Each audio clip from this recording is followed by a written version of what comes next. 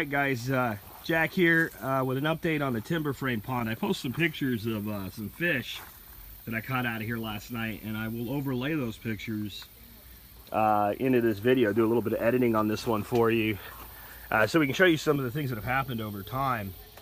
This of course is the timber frame pond, and it's about, I think 1,500 gallons is what we calculated, but with displacement and all, it's probably holding more like 1,100 to 1,200 gallons. And you can see progress this year has been good, but there have been some issues, and I want to kind of talk about those.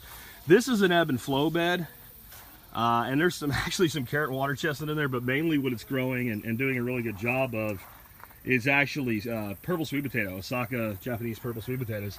And that's worked out fine. And ebb and flow has worked out fine here. And there's a bunch of carrot. I just threw some seed in there, and apparently you can grow carrots in an ebb and flow bed, though I don't know if they're going to ever get big enough to eat. They're like little baby carrots, basically. But we'll eat that tonight. That's not a problem. But that was just kind of to see what would happen if you threw them in there. This is groundnut, and it's done just fine. Do you see that there? Apparently I got a Jerusalem artichoke mixed in with my groundnuts, and it's kind of taking everything over here. There's no water running right now. I shut off the pump so that you guys could hear me without the background noise. So it's kind of weird to be standing out here with it totally quiet. And these two beds are also wicking beds and flow through wicking beds. And this was an experiment. I tried going with these, these are only a little over a foot deep, these 50-gallon stock tanks, and turning those into wicking beds. Now you see they work. There's a flowering gourd. That vine's all the way up there, and it's 12 feet up that tree, and it's all coming out here. So it works. This Lanacino kale has seen better days, but I'm just wondering how long you can keep this and see how these leaves are coming back.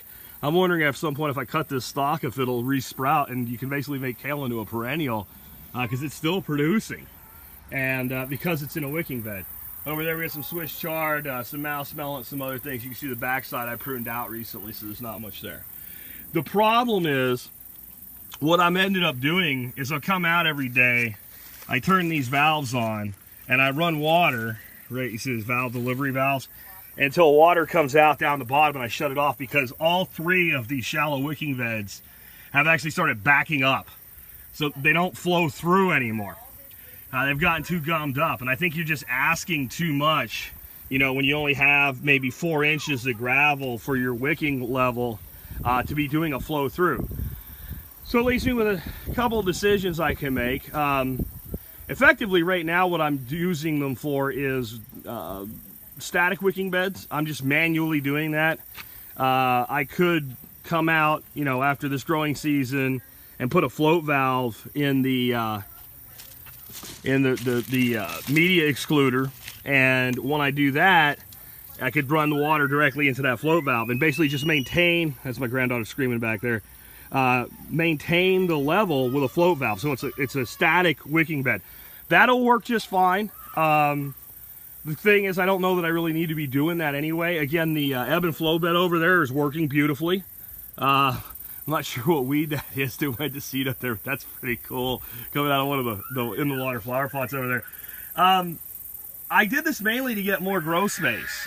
And by next season, I'm not going to be short on grow space at all. I'm expanding with like another 300 square feet of grow bed area, and I'm going to have more grow bed area than I need to grow everything that I want.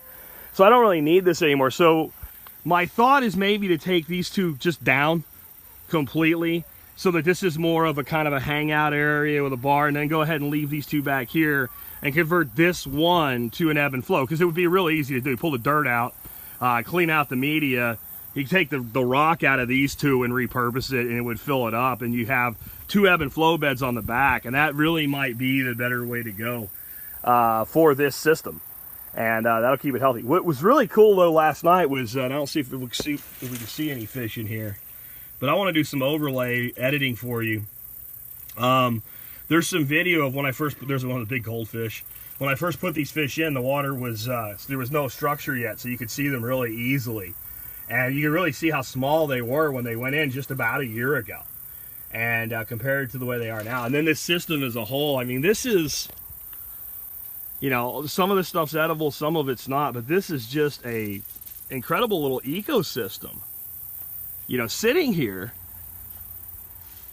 in the middle of what's basically a desert right now. I mean, we haven't had rain of any significance in over 2 months with 100-degree temperatures. Look at the grass. And I'm keeping the food forest alive, you know, with sprinklers. And this system here, very water-wise. It doesn't need water added to it except maybe about once a week. I'll add maybe 50 gallons to it. And the amount of growth coming out of this system is pretty insane. And what it's doing for the environment here, for insects, and you know, we've got mint that's starting to flower.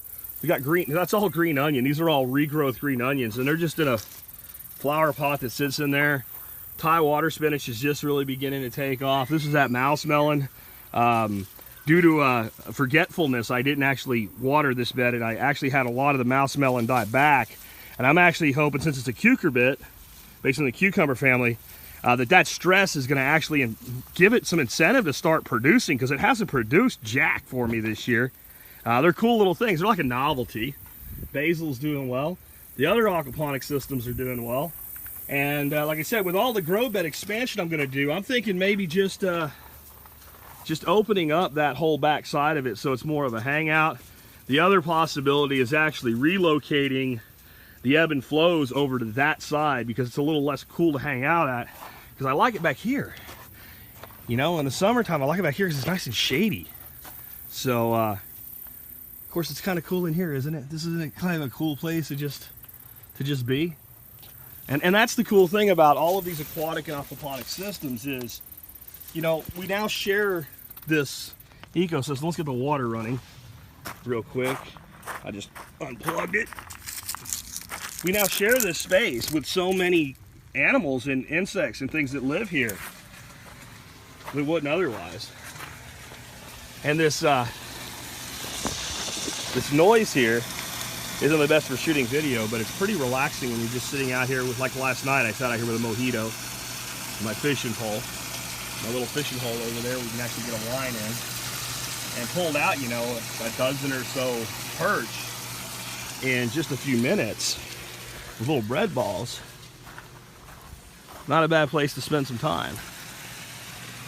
And you can build one of these. These are not hard. These are actually, you know, really bang for the buck. One of the best little ecosystems you can put in. It's just 8-foot 4x4s, you know, put together with spikes and an EDPM liner. And beauty, habitat, productive. Year into it, I'm very happy. Again, I think the wicking beds just aren't going to work in a system like this, and putting 2-foot high ones on it, you know, that would put your top of your beds up here. It's just too dominant. You have to climb up there to work on them. I'm not going to do that, but a little ebb and flow in it just for healthy, productive life. Honestly, once I get all that grow bed in, I may take all of these beds down and just open up the rails completely and just make this a pond. I mean, the stuff that grows on the shelves is more than enough to justify its existence. Or the other thought is, ebb and flow is so beneficial to the health of the system, we may leave that one ebb and flow bed in place and repurpose these elsewhere and open up that whole rail like that, just so people can hang out more. I had to prune back the reeds so you can see the water. You can see I just pruned the reeds recently, and look at the regrowth on them. That's in just a couple weeks. Nothing is quite as productive, nothing is quite as soothing, and nothing is quite, in my opinion, as enjoyable as aquatic systems. Fish don't want to come out and play this morning. It's pretty late. They ate really good last night after they, a few of them took a trip to the surface for a brief moment. But, man, I cannot encourage you enough to consider putting something like this in your own backyard.